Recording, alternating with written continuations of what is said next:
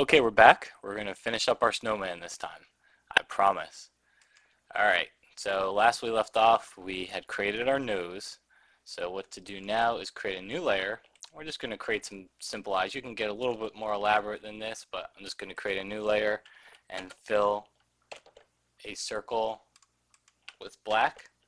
And I'm going to press the Alt Option key and just move that over for the eye. If you get really creative, you can actually put a few of them down here for the face too. And then we'll create some buttons.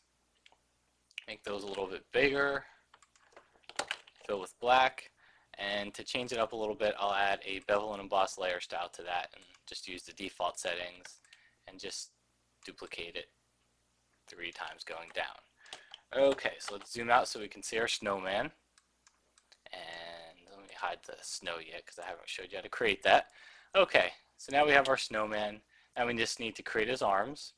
So I'm going to select the lasso tool and I'm just going to draw just a rough selection.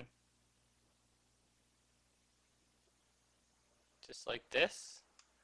And I'm going to fill that with a brown color. And let's choose RGB 113, 92, 48. Again, make sure I create a new layer before I do this.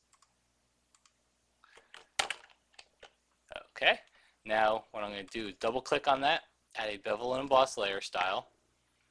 The default should work. Then add a texture, and I'm going to change the texture to clouds and see how that works.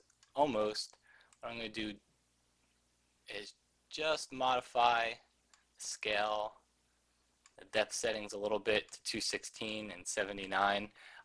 Feel free to experiment with this. Clouds might not always work best.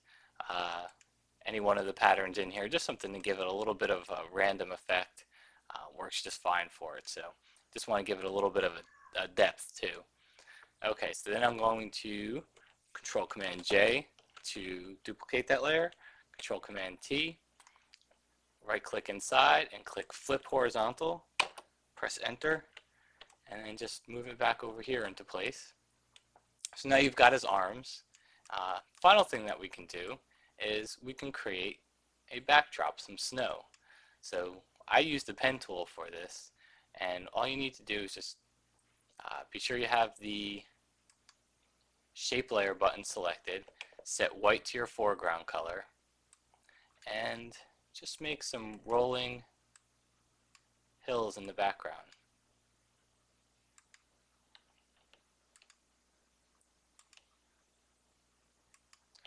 Just like that. And then what you're going to do is, and I'm going to hide that layer because I've actually already created some.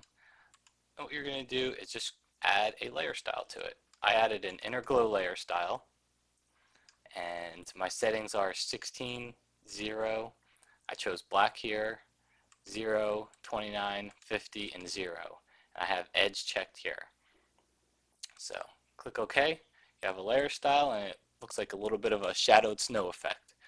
Okay, great. Hope you guys have a happy holiday, and I will see you next year. Thanks.